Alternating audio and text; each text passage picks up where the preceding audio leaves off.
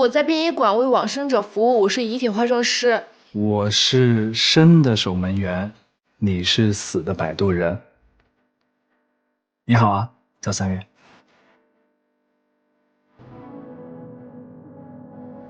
你好，老单人。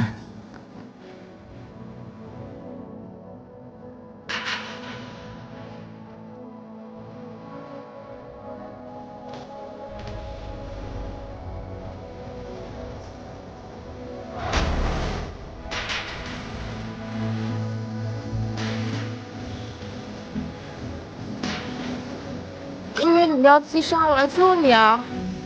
这么急，怎么自杀？喂，你好。我的手机好像打错了。你在哪儿啊？是医院急诊科。哦，你下午有一通电话，我接了。对方劈头盖脸就是一通乱骂。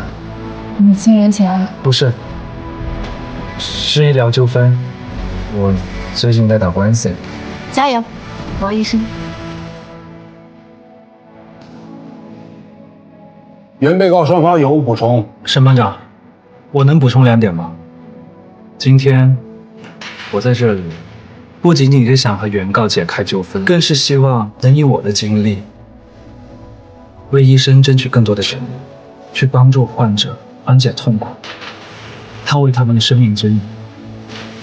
这人你没来救我，我也是。被告人民医院以及主管医生罗大淼，无需为曹国华的死承担责任。您还好吗？你的发音很棒。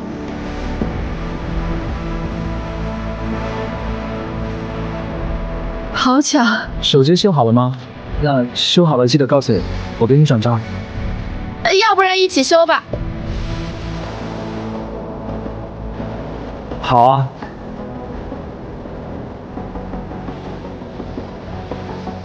你那天怎么会想到要救我？我以为你要自杀呀。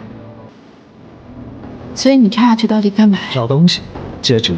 头一天晚上被我女朋友扔到了湖里，她说找回来就不跟我分手。所以你找着了吗？那就不能复合啦。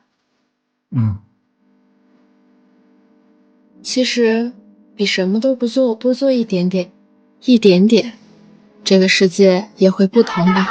大家注意，紧急通知！紧急通知！小区东广场免费发放。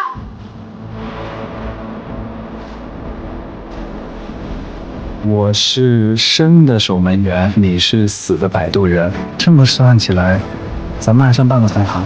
你的心课好像在烧开水呀。